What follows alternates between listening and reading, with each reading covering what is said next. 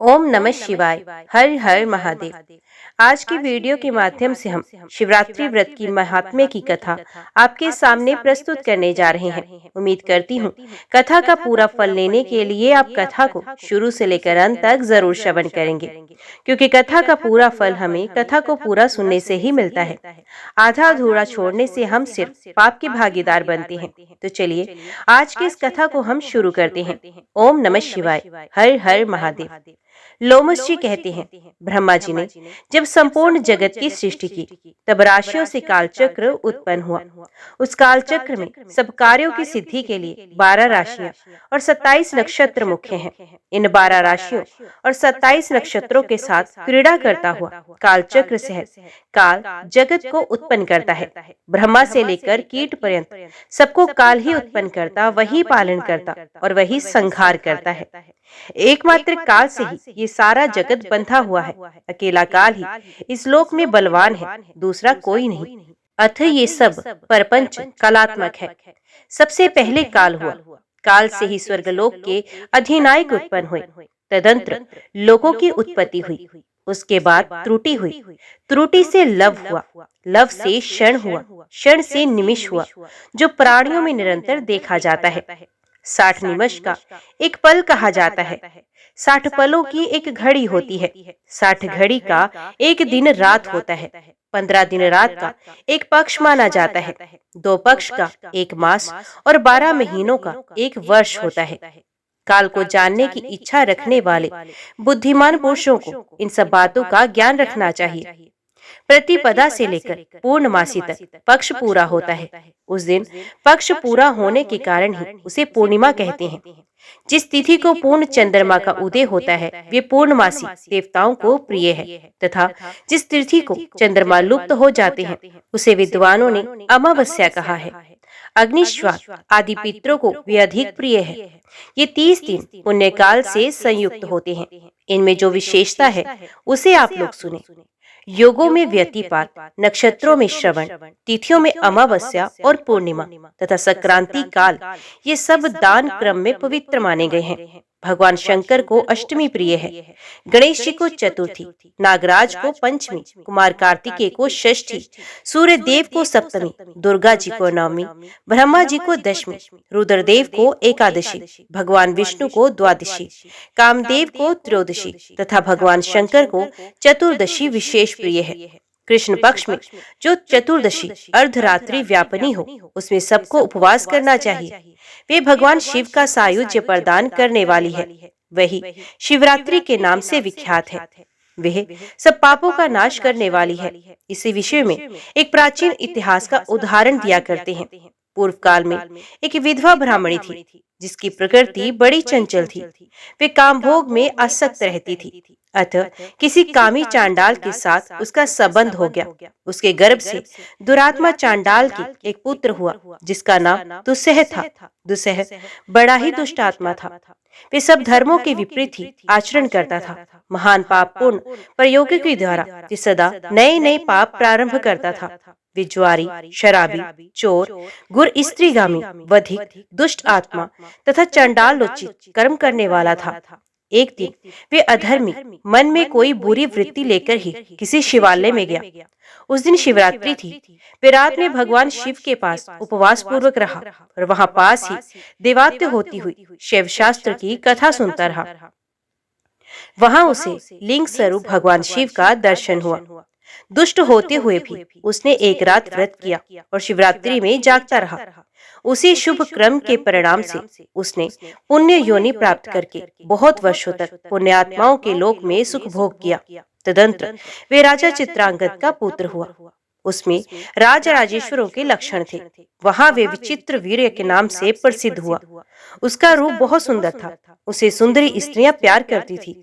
उसने बहुत बड़ा राज्य प्राप्त करके भी अपने मन में अहंकार नहीं आने दिया। भगवान शिव की भक्ति करते हुए वे सदा शिव धर्म के पालन में ही तत्पर रहता। शिव संबंधी शास्त्रों को मान्यता देकर वे उन्हीं के अनुसार शिव जी की पूजा किया करता था। भगवान शिव के समीप यत्न पूर्वक रात्रि में जागरण करके भगवान शिव की गाथा का गान करता और रोमांचित होकर नेत्रों से आनंद के अश्रु बहाया करता था। भगवान शिव की कथा सुनने से उसमें प्रेम के सभी लक्षण प्रकट हो जाते थे। उसे देवाधिदेव शिव की प्रेम लक्षणा भक्ति प्राप्त हुई। भगवान शिव के ध्यान में निरंतर संलग्न रहने के कारण उसकी सारी आयु व्रत में ही बीती। भगवान शिव इस संसार में पशुओं, अज्ञानियों तथा ज्ञानी जनों के समान रूप से सुलभ है। अतः सुख की प्राप्ति के लिए एकमात्र सदाशिव का ही सेवन करना चाहिए। शिवरात्रि के उपवास से राजा को उत्तम ज्ञान प्राप्त हुआ। उस ज्ञान से सब प्राणियों में निरंतर संभाव का अनुभव हुआ। फिर एकमात्र भगवान सदाशिव ही सब भूतों के आत्मा रूप हैं। इस ज्ञान का साक्षात्कार हुआ। कहीं कोई भी ऐसी वस्तु नहीं है जो भगवान शिव से रहित हो। इस प्रकार उन्होंने अत्यंत दुर्लभ ज्ञान प्राप्त कर लिया। वे ज्ञान विज्ञ पुरुषों के लिए भी अत्यंत दुर्लभ है, फिर औरों की तो बात ही क्या है। राजा विचित्र वीर वे ज्ञान प्राप्त करके भगवान शिव के अत्यंत प्रिय भक्त हो गए। शिवरात्रि के उपवास से उन्होंने सायुज्य मुक्ति प्राप्त कर ली।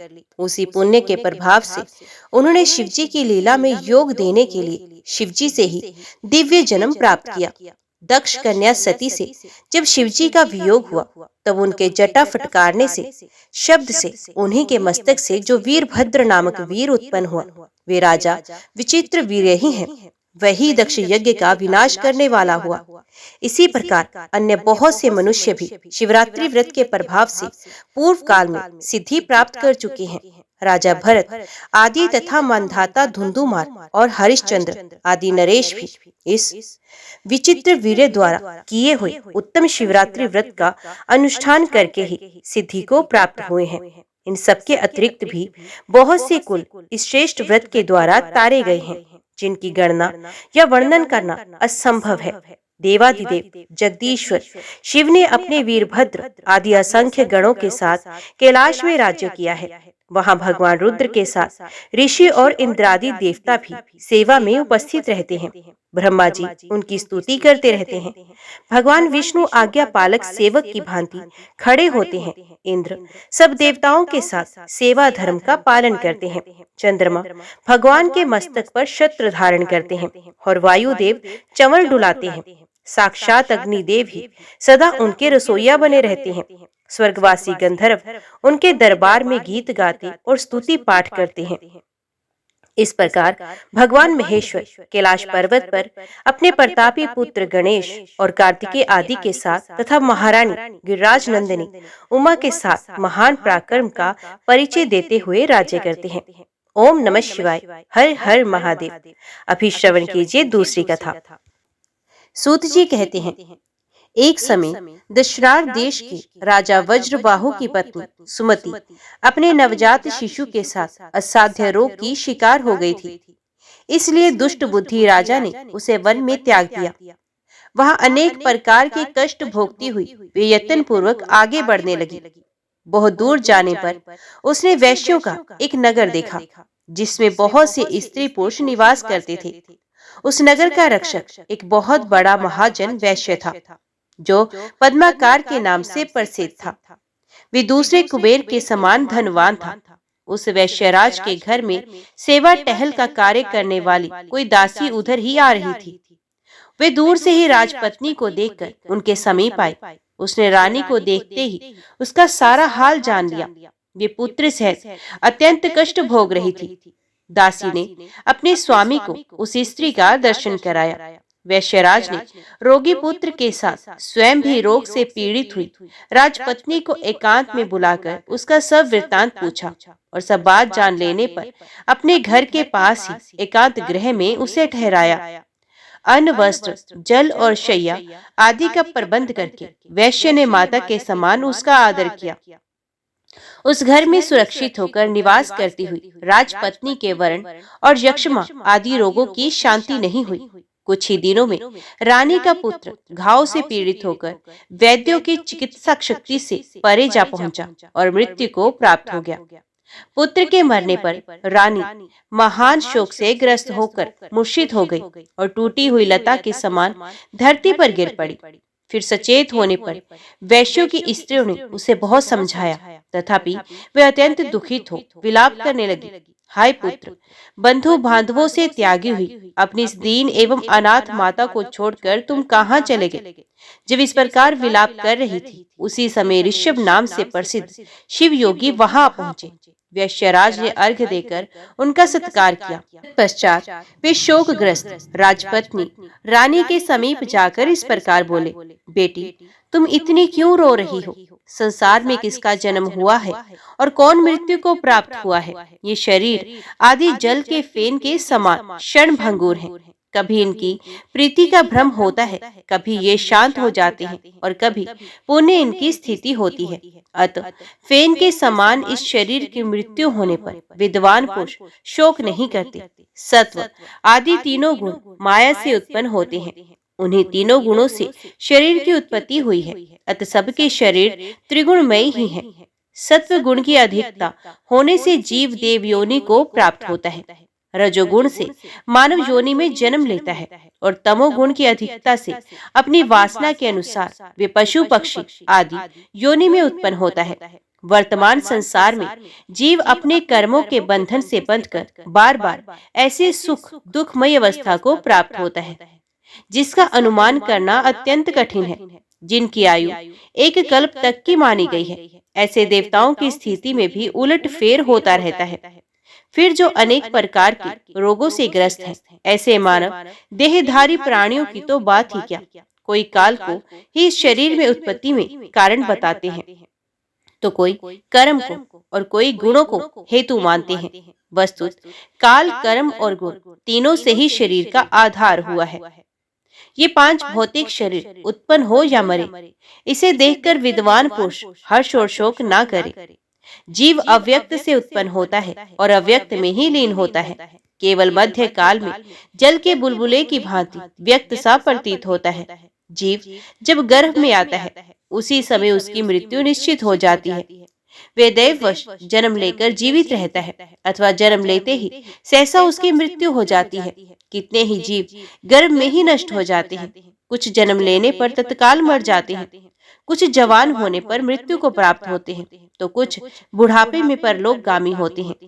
पहले का कर्म जैसा होता है वैसा ही शरीर जीव को प्राप्त होता है तथा वे कर्मों के अनुसार ही सुख दुख भोगता है। विधाता के अनुसार ललाट में लिखी हुई आयु, सुख दुख, विद्या और धन को लिए हुए जीव जन्म लेता है। कर्मों का उल्लंघन करना असंभव है। काल का भी अतिक्रमण करना किसी के लिए संभव नहीं। जगत के समस्त पदार्थ अनित्य हैं, इसलिए तुम्हें शोक नहीं करना चाहिए। स्वप्न के पदार्थों में नियम पूर्वक स्थिरता कहाँ है? इंद्रजाल में सच्चाई कहाँ है? शरद ऋतु के बादलों में चिरस्थायिता कहाँ है? और प्राणियों के शरीर में नित्यता कहाँ है? अब तक तुम्हारे 100 कोटि 10,000 जन्म व्यतीत हो चुके हैं।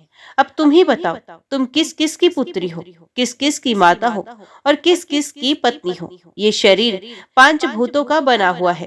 ये त्वचा, रक्त और मांस से बंधा हुआ है। मेदा, मज्जा और हड्डियों का समूह है तथा मल मूत्र और कफ का भाजन है। मोह में पड़ी हुई नारी, ये जो तुम्हारे पास दूसरा शरीर तुम्हारे पुत्र का शव पड़ा हुआ है, इस अपने पुत्र को भी अपने शरीर से निकला हुआ मल समझकर तुम्हें शोक नहीं करना चाहिए। कोई पंडित भी अपनी तपस्या, विद्या, बुद्धि, मंत्र, औषधि तथा रसायन से मृत्यु का उल्लंघन नहीं कर सकता। सुमुखी, आज एक जीव की मृत्यु होती है तो कल दूसरे की। अतः इस अनित्य शरीर के लिए तुम्हें शोक नहीं करना चाहिए। मृत्यु सदा समीप ही रहती है। फिर बताओ, देहधारियों को क्या सुख है? अतः यदि तुम जन्म, बुढ़ापा और मृत्यु को जीतना चाहती हो तो मृत्यु को जीतने वाले सबके ईश्वर भगवान उमापति की शरण में जाओ। तभी तक मृत्यु का घोर भय है तथा जन्म और जरा अवस्था का भय है, जब तक कि जीव भगवान शिव के चरणारविंदों की शरण में नहीं जाता। अत्यंत भयंकर संसार में नाना प्रकार के दुखों का अनुभव करके मनुष्य का मन जब उसकी ओर से विरक्त हो जाता है, उस समय उसे भगवान महेश्वर का ध्यान करना चाहिए। जो मन से भगवान शिव के ध्यान रूपी रसामृत का पान करता है, उस पुरुष को फिर संसार की विषय रूपी मदिरा को पीने की तृष्णा नहीं होती है। जब सब प्रकार की आसक्तियों से छूटा हुआ मन वैराग्य के अधीन हो, भगवान शिव के चरणों के चिंतन में मगन हो जाता है, तब मनुष्य का इस संसार में फिर जन्म नहीं होता है। भद्रे, ये मन भगवान शिव के ध्यान का एकमात्र साधन है।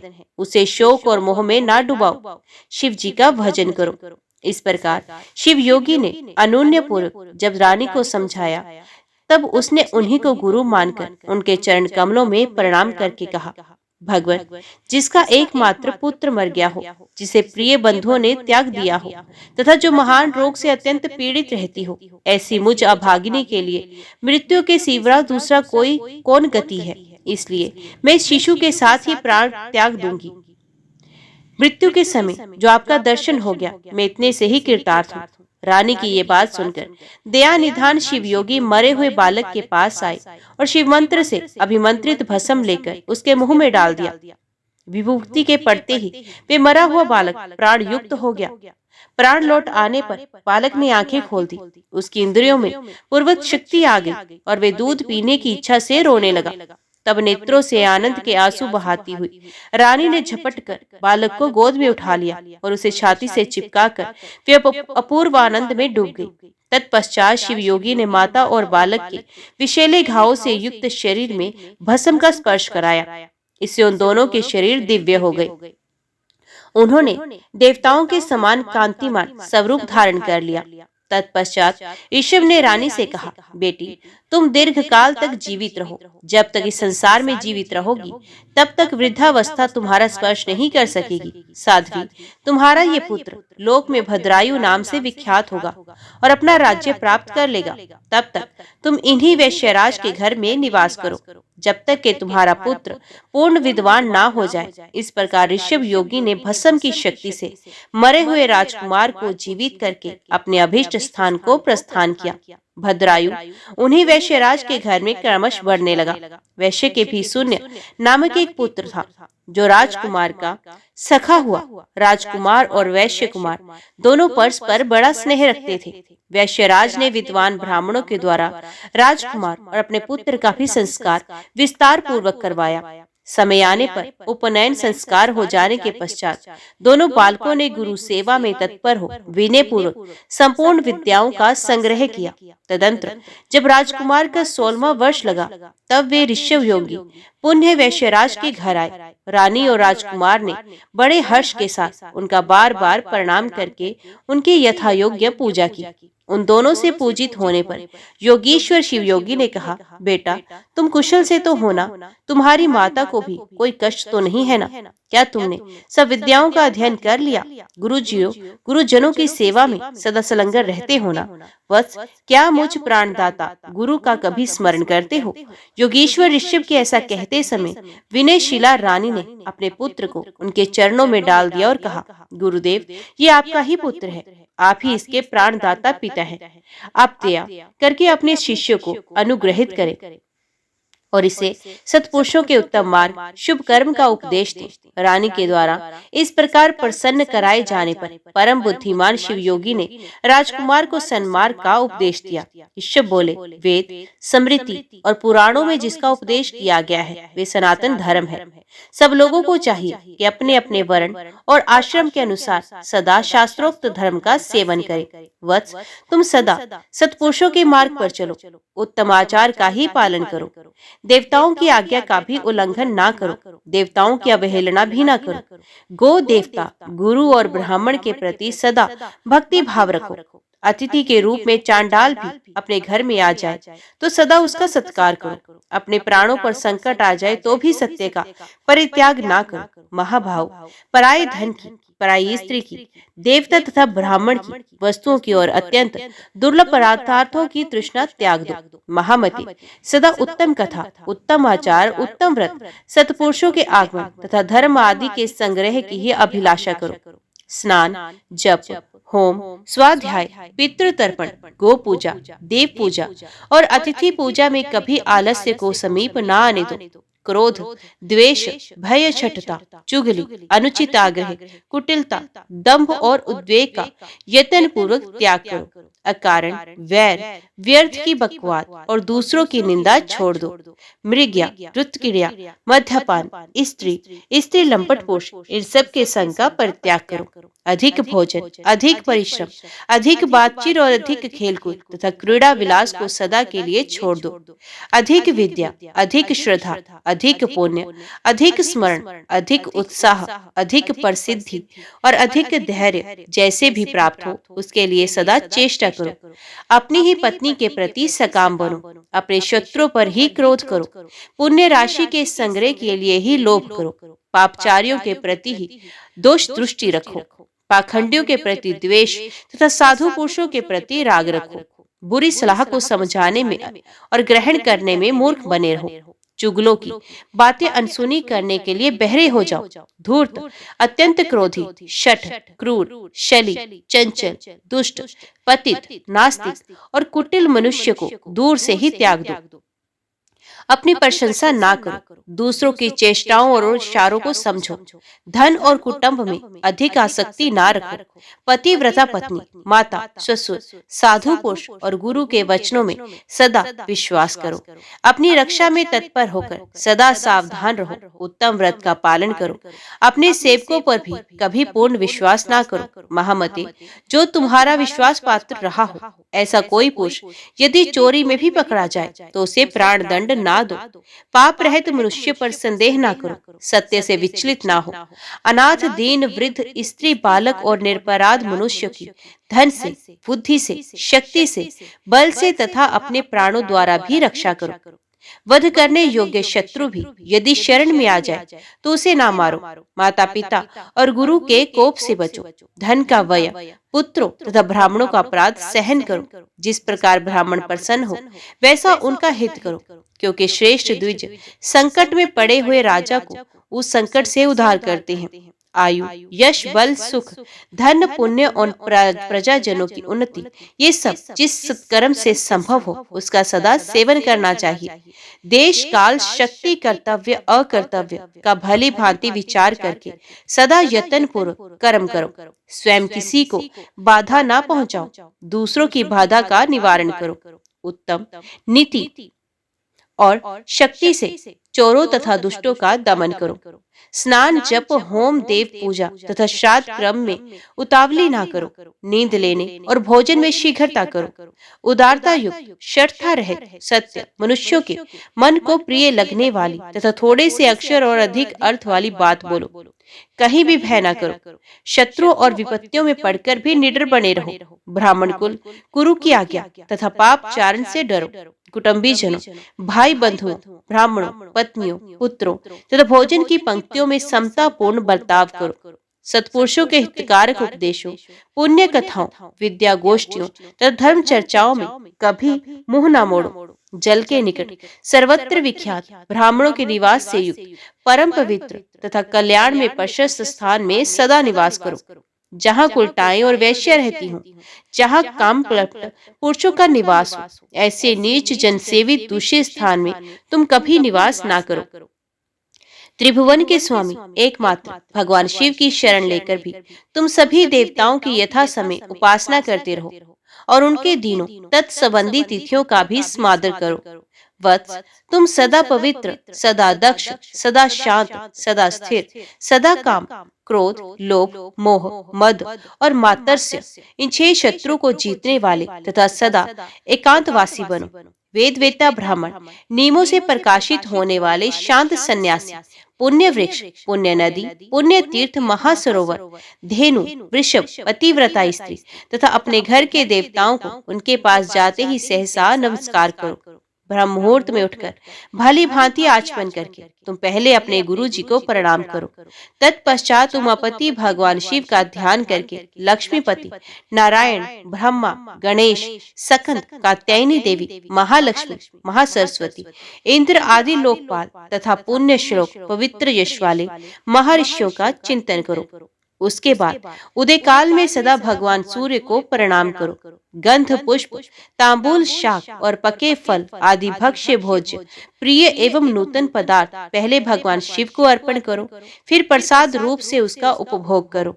जो कुछ दान, सत्कर्म, जप, स्नान, होम, चिंतन तथा तप तुम्हारे द्वारा किया जाए, वे सब भगवान शिव को समर्पित कर दो। खाते, पाठ करते, सोते, घूमते, देखते, सुनते, बोलते और ग्रहण करते समय सदा भगवान शिव का ही चिंतन करो। प्रतिजन मंत्र राज पंचाक्षर का जप और ध्यान करते हुए सदा भगवान सदाशिव के चरणों में अपने मन को रमाते रहो। वत्स, ये संक्षेप से तुम्हारे लिए धर्म का उपदेश किया गया है। हे भद्रायु, पवित्र स्थान में यथा योग्य आसन बिछाकर बैठो। इंद्रियों को अपने वश में करके प्राणायाम पूर्वक अविनाशी भगवान शिव का चिंतन करो। परमानंदमय भगवान महेश्वर हृदय कमल के भीतर की कर्णिका में विराजमान है। उन्होंने अपने तेज से आकाश मंडल को व्याप्त कर रखा है। वे इंद्रियातीत, सूक्ष्म, अनंत एवं सबके आदि कारण है। इस प्रकार ध्यान के द्वारा समस्त कर्म बंधन का नाश करके चिरकाल तक चिदानंदमय भगवान सदाशिव में अपने चित्त को लगाए रहो। फिर षडाक्षर मंत्र, षडाक्षर न्यास के द्वारा अपने मन को एकाग्र करके मनुष्य शिवज कवच के द्वारा अपनी रक्षा करे।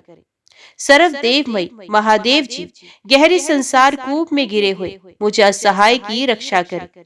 उनका दिव्य नाम मेरे समस्त हृदय स्थित पापों का नाश करे। संपूर्ण विश्व जिनकी मूर्ति है, जो ज्योतिर्मय आनंद घन स्वरूप चिदात्मा है, वे भगवान शिव मेरी सर्वत्र रक्षा करे।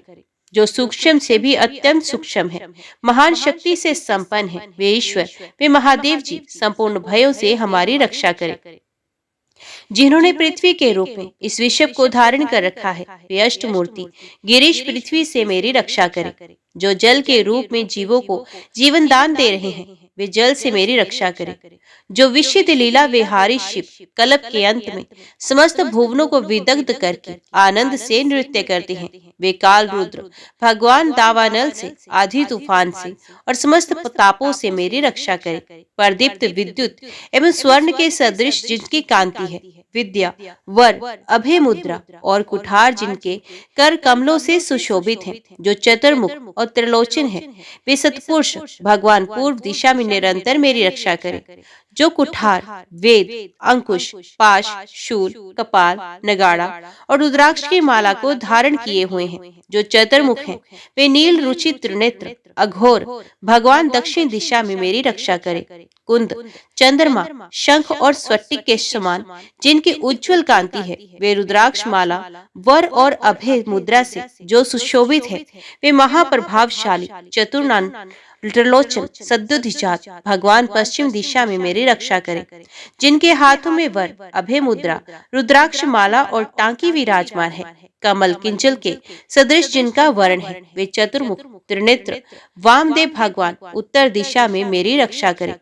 जिनके कर कमलों में वेद, अभय, वर, अंकुश, टांकी, पाश, कपाल, नगाड़ा, रुद्राक्ष माला और शूल सुशोभित है, जो सिद्धिदुति है, वे पर प्रकाश रूप पंचमुख ईशान भगवान मेरी ऊपर से रक्षा करे। भगवान चंद्रमौली मेरे सर की, भाल नेत्र मेरे भाल की, भगनेत्रहारी मेरे नेत्रों की, विश्वनाथ मेरी नासिका की, श्रुत गीत कीर्ति कानों की, पंचमुख मुख की, वेद जीवा जीव की, गिरीश गले की, नीलकंठ दोनों हाथों की, धर्म बाहु कंधों की, दक्ष यज्ञ विध्वंसी वक्षस्थल की, गिरीन्द्र धनवा पेट की, कामदेव के नाशक मध्य देश की, गणेश जी का पिता नाभि की, धुरजुटी कटिका, कुबेर मित्र दोनों पिंडलियों की, जगदीश्वर दोनों घुटनों की, पुंगव केतु दोनों जांघों की और सुरवंद चरण मेरे पैरों की सदैव रक्षा करे। महेश्वर दिन के पहले प्रहर में मेरी रक्षा करे, वामदेव मध्य के प्रहर में, त्र्यंबकम तीसरे पहर में,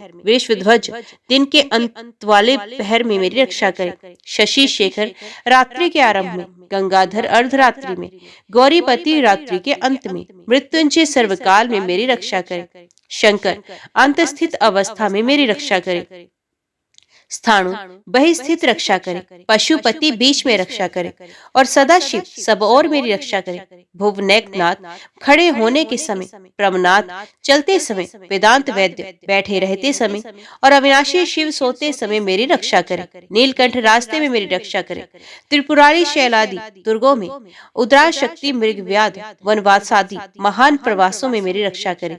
जिनका प्रबल क्रोध कल्पों का अंत करने में अत्यंत पटु है, जिनके प्रचंड अट्टाहस से ब्रह्मांड कांप उठता है, वे वीरभद्र जी समुद्र के सदृश भयानक शत्रु सेना के दुर्निवार महान भय से मेरी रक्षा करें। भगवान शिव मृड मुझ पर आतताई रूप से आक्रमण करने वालों की हजारों, 10,000, लाखों और करोड़ों पैदलों, घोड़ों, हाथियों और रथों से युक्त अति भीषण सैकड़ों अक्षौहिणी सेनाओं का अपनी घोर कुठार धार से रक्षा छेदन करें।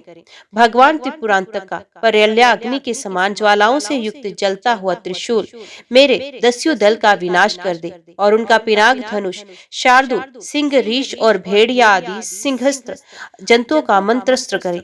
वे जगदीश्वर मेरे बुरे स्वप्न, बुरे शकुन, बुरी गति, मन की दुष्ट भावना, दुर्भिक्ष, दुर्व्यसन, दुस्सह, अपयश, उत्पात, संताप, विषय भय, दुष्ट ग्रहों के दुख तथा समस्त रोगों का नाश करें।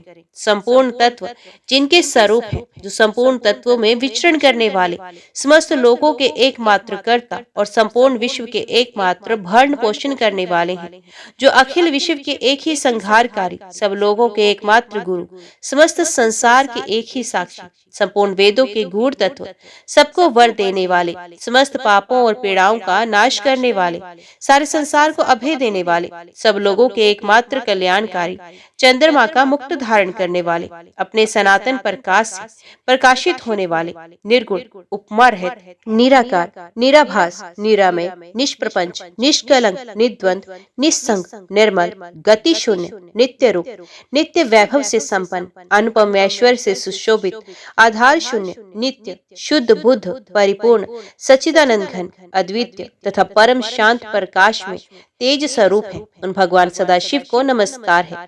हे महारुद्र, हे महारुद्र, भद्रावतार, दुखदावग्नि विदारण, महाभैरव, काल भैरव, कल्पांत भैरव, कपाल मालाधारी, हे खटवांग, खड़ग ढाल पाश, अंकुश डमरू, शूल धनुष बाण, गदा शक्ति बिंधीपाल, तोमर मुशल मुदगर, पट्टिश परिग परिग, भुषंटी, परशु, शतघनी और चक्र आदि आयुधों के द्वारा भयंकर हजारों हाथों वाली, हे मुख दंष्ट कराल, विकट अट्टाहस विस्वारित, ब्रह्मांड मंडल, नागेंद्र कुंडल, नागेंद्र वल्य, नागेंद्र चिरमधर, मृत्युंजय, त्र्यंबक, त्रिपुरांतक, विरूपाक्ष, विश्वेश्वर, विश्वरूप, विश्ववाहन, विधुभूषण और विश्वतोमुख, आपकी जय हो, आपकी जय हो। आप मेरी रक्षा कीजिए, रक्षा कीजिए, मेरे महामृत्यु भय को जला दीजिए, जला दीजिए, अपमृत्यु का नाश कीजिए, नाश कीजिए, बाहरी और भीतरी रोग भय को जड़ से मिटा दीजिए, जड़ से मिटा दीजिए, सर्प विष भय को शांत कीजिए, शांत कीजिए, चोर भय को मार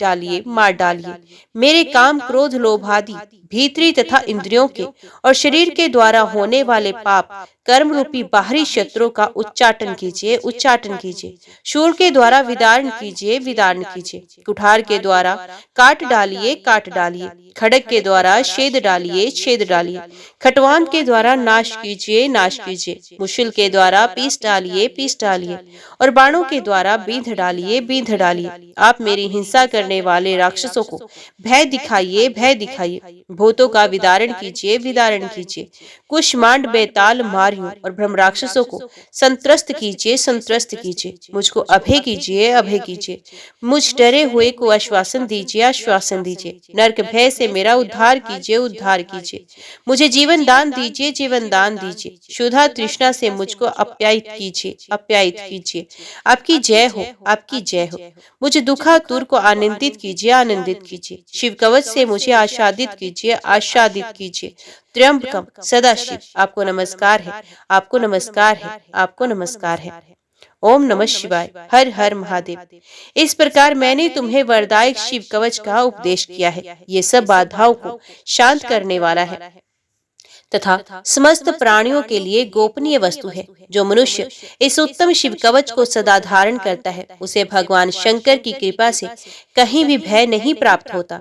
जिसकी आयु क्षीण हो गई है, जो मरणासन है, अथवा महान रोग से मृत प्राय हो रहा है, वे भी इस कवच को धारण करने से तत्काल सुखी होता है और दीर्घायु पाता है। वत्स, मेरे दिए हुए इस उत्तम शिव कवच को तुम श्रद्धा पूर्वक धारण करो, इससे तुम शीघ्र ही कल्याण के भागी होगे।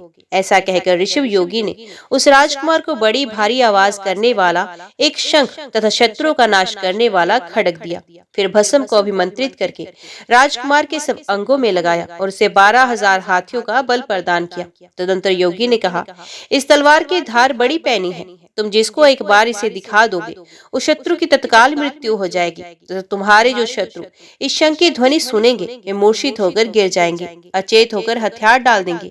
ये खड्ग और शंख दोनों ही दिव्य हैं। इनके प्रभाव से और भगवान शिव के कवच की महिमा से 12,000 हाथियों के समान महान बल से तथा भस्म धारण जनित शक्ति से तुम शत्रु सेना पर अवश्य विजय प्राप्त करोगे। पिता के सिंहासन को पाकर इस पृथ्वी की रक्षा करोगे। इस प्रकार माता सहित भद्रायु को भली भांति उपदेश करके उन दोनों से पूजित हो योगी बाबा इच्छा अनुसार चले गए। इधर मगध देश के राजा ने राजा वज्रबाहु को युद्ध में हराकर उनकी राजधानी को नष्ट भ्रष्ट कर दिया, उनकी स्त्रियों और गोधन आदि को हर लिया और वज्रबाहु को भी बलपूर्वक बांधकर रथ पर बैठाकर वे शत्रु लोग अपने नगर को ले गए। इस प्रकार राष्ट्र के विनाश का भयंकर कोलाहल होने पर बलवान राजकुमार भद्रायु ने ये समाचार सुना कि शत्रुओं ने मेरे पिता को बांध लिया है, मेरी माताओं को भी हर लिया है और दशरथ देश का राज्य भी नष्ट हो गया है। ये सुनकर राजकुमार भद्रायु सिंह की भांति गर्जना करने लगा। उसने शंख और खड्ग ले लिए, कवच पहना और घोड़े पर सवार हो वे शत्रु को जीतने की इच्छा से बड़े वेग से उस स्थान पर आया जहां मगध सेना भरी हुई थी। राजकुमार शीघ्र ही शत्रु की सेना में घुस गया और धनुष को कान तक खींचकर बाणों की वर्षा करने लगा। राजपुत्र के बाणों की मार खाकर शत्रु भी उस पर टूट पड़े और बड़े बेग से भयंकर बाणों द्वारा उसे घायल करने लगे। युद्धोन्मत्त शत्रु के अस्त्र शस्त्रों की वर्षा से आहत होकर भी धीर वीर राजकुमार रणभूमि में विचलित नहीं हुआ। वे शिव कवच से पूर्ण सुरक्षित था। मगध सैनिकों की अस्त्र वर्षा का सामना करते हुए भी वीरवर भद्रायु ने शत्रु सेना में प्रवेश करके बहुत से रथों, हाथियों और पैदल सैनिकों को शीघ्रतापूर्वक मार गिराया। रणभूमि में ही एक रथी को सारथी सहित मारकर राजकुमार ने उस रथ पर अधिकार कर लिया और अपने मित्र वैश्य कुमार को सारथी बनाकर युद्ध में विचरण करने लगा। ऐसा जान पड़ता था मानो मृगों के झुंड में कोई सिंह भ्रमण कर रहा है। तब शत्रु सेना ने सभी बलवान सेनापति अपने धनुष उठाए, क्रोध में भरकर केवल उसी की ओर दौड़ पड़े। ये देख राजकुमार भद्रायु उन आक्रमणकारियों के सामने अपना भयंकर खड्ग उठाए उन्हें अपना पराक्रम दिखलाने के लिए आगे बढ़ा। चमकती हुई विकराल तलवार को देखते ही सब सेनापति सहसा उसके प्रभाव से प्रतिहत हो प्राणों से हाथ धो बैठे। उस रणभूमि में जो सैनिक उस चमचमाती हुई तलवार को देख लेते थे उन सबकी तत्काल मृत्यु हो जाती थी। तदंतर भद्रायु ने शत्रु की संपूर्ण सेना का नाश करके अतिशय गर्जना करने वाले उस महाशंख को बजाया। उस शंख ध्वनि के सुनते ही सब शत्रु मूर्छित होकर पृथ्वी पर गिर पड़े। अचेत होकर पृथ्वी पर पड़े हुए शास्त्रहीन सैनिकों को मृत्यु तुल्य मानकर धर्मशास्त्र के ज्ञाता राजकुमार ने उनका वध नहीं किया। अपने बंधे हुए पिता को बंधन मुक्त करके शत्रु के वश में पड़ी हुई अपनी माताओं को भी राजकुमार ने छुड़वा लिया। इसी प्रकार मुख्य मंत्रियों तथा अन्य पूर्ववासियों की स्त्रियां, बालकों और कन्याओं को गोधन आदि सहित शत्रु के भय से मुक्त करके उन सबको धैर्य बंधाया। तत्पश्चात राजकुमार ने नगर के राजा, मंत्री तथा मुख्य अधिकारियों और सेनापतियों को कैद करके बलपूर्वक अपनी पुरी में प्रवेश किया। पहले युद्ध में जो लोग चारों दिशाओं में भाग गए थे वे सब विश्वस्त होकर लौट आए और राजकुमार का पराक्रम देखकर सबके मन में बड़ा विस्मय हुआ। सब लोग सोचने लगे, अहो ये कोई योग सिद्ध अथवा तप सिद्ध पुरुष है या कोई देवता है, क्योंकि इसने जो महान कर्म किया है वे मनुष्य की शक्ति से परे है। इस अनंत शक्तिधारी वीर ने 9 अक्षौहिणी सेना को परास्त किया है। इसी समय भद्रायु के पिता वज्रबाहु विस्मय और आह्लाद में डूबे हुए तथा नेत्रों से आनंद के आंसू बहाते हुए उनके सामने आए। राजकुमार ने प्रेम से विवल होकर पिता को प्रणाम किया। तब राजा ने पूछा, महामती तुम कौन हो? देवता हो या मनुष्य अथवा कोई गंधर्व तो नहीं हो? तुम्हारे माता पिता कौन है? तुम्हारा देश कौन सा है? तुम्हारा नाम क्या है? तुमने हमें और हमारी स्त्रियों को किस कारण से शत्रुओं के बंधन से छुड़वाया है। तुम्हारे इस ऋण से बंधु बांधवों से मैं 1000 जन्मों में भी मुक्त नहीं हो सकता। इन पुत्रों, इन पत्नियों तथा इस राज्य और नगर को छोड़कर मेरा चित्त तुम्ही में प्रेम पूर्वक बंधा हुआ है। भद्रायु बोला, राजन, ये मेरा सखा वैश्य पुत्र है, इसका नाम सुनैय है। मैं इसी के सुंदर ग्रह में अपनी माता के साथ निवास करता हूँ। मेरा नाम भद्रायु है।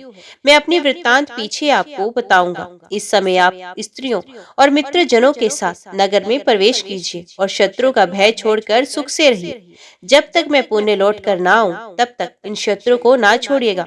ऐसा कहकर राजकुमार भद्रायु राजा की आज्ञा ले अपने घर को आया और वहां उसने अपनी माता से सब समाचार कह सुनाया। रानी ने प्रसन्न होकर अपने पुत्र को हृदय से लगा लिया और वैश्यराज ने भी प्रेम से राजकुमार का आलिंगन करके उसका विशेष सत्कार किया। इधर महाराज ब्रजबाहु स्त्री पुत्र और मंत्रियों के साथ अपने राजमहल में प्रवेश करके बहुत प्रसन्न हुए।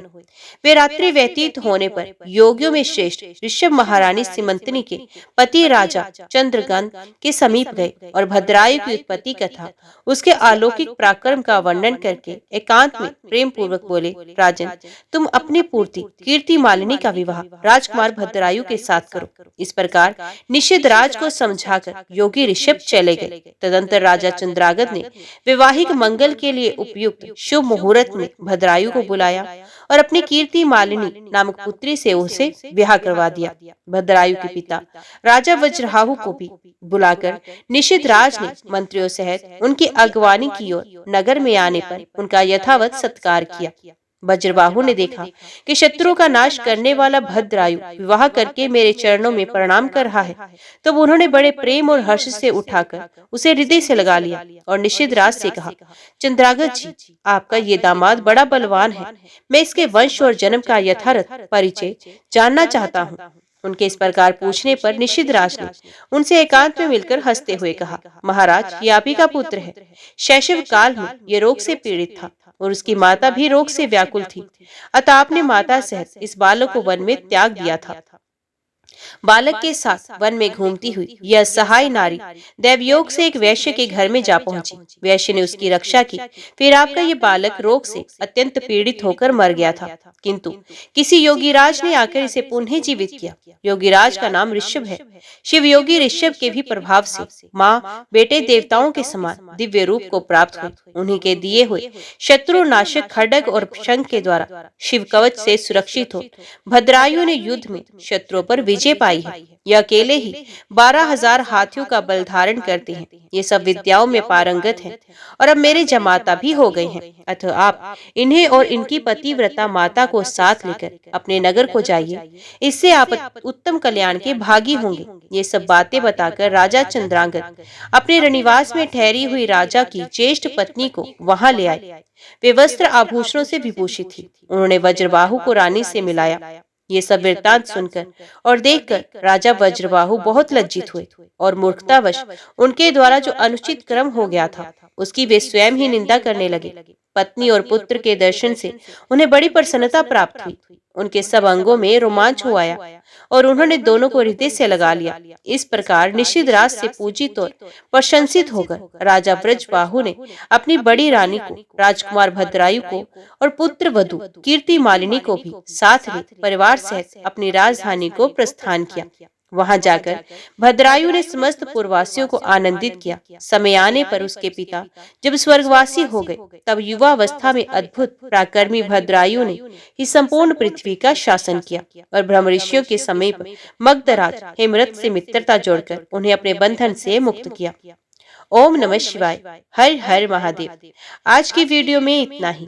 उम्मीद करती हूँ वीडियो आपको पसंद आई होगी। वीडियो पसंद आई हो तो वीडियो को लाइक और चैनल को सब्सक्राइब जरूर कीजिएगा। ओम नमः शिवाय लिखकर कमेंट बॉक्स में अपनी हाजिरी और अपने सुझाव देना ना भूलेगा। तो मिलते हैं अगली कथा अगली वीडियो के साथ। तब तक के लिए देखते व सुनते रहिए। जय मां कंजक, जय माता दी।